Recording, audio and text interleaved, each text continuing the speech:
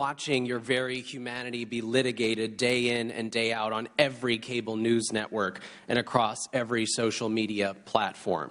It means wondering if today is the day that hate comes armed with a clenched fist or worse, an AR-15. It means wondering if today your little slice of normal, the thing you told yourself you didn't deserve, comes to an end.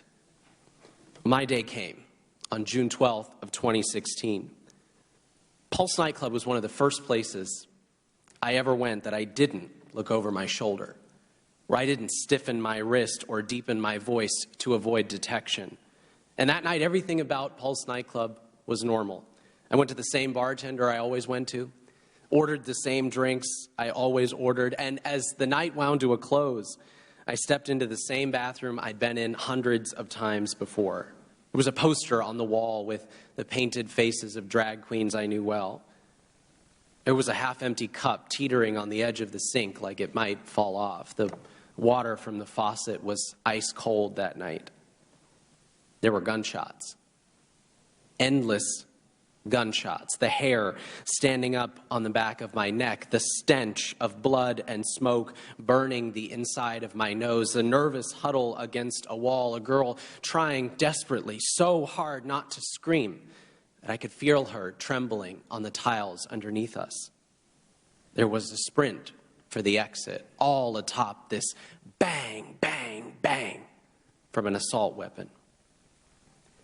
A man filled with hate and armed with a Sig Sauer MCX charged into Pulse in my city of Orlando, an LGBTQ safe space, and murdered 49 of those we loved. My best friends, Drew and Juan, took 19 of the over 110 rounds that man pumped into the club.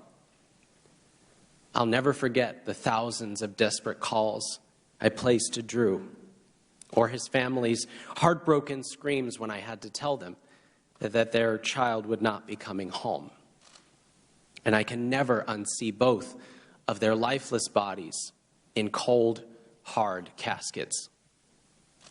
For years, cynical politicians and greedy grifters have joined forces with right-wing extremists to pour gasoline on anti-LGBTQ hysteria and terrorize our community. My own governor, Ron DeSantis, has trafficked in that bigotry to feed his insatiable political ambition and propel himself toward the White House. We have been smeared and defamed.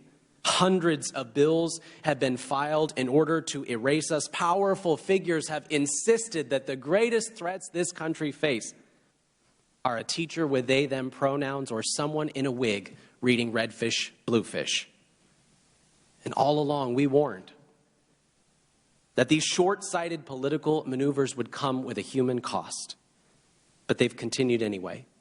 Even as queer kids told us that they were scared, that life was getting less safe for them. Even as hate violence has escalated, as children's hospitals have faced mounting bomb threats, as armed protesters started showing up at pride festivals and brunches, as a donut shop in Oklahoma was firebombed for daring to host a drag show, even as 5 innocent people in Colorado Springs went into a space that was supposed to be safe for them and came out in body bags, the attacks have continued. We can be better than that. We have to be better than that. Right-wing extremism relies on this manufactured belief that its poison is inevitable, that resistance is hopeless, but I contend that taking a stand is necessary, that it is our duty. We need to say without apology that people who endanger entire marginalized communities for social media content and fundraising fodder have no place in our politics. We need to hold accountable those who traffic in venomous bigotry to score cheap political points. We need to address how our obsession with easy access to guns takes dangerous hatred and makes it fatal. And we need to say unequivocally right here, right now, that LGBTQ lives matter, that trans lives matter, and that in this country that is not up for debate. Words have consequences.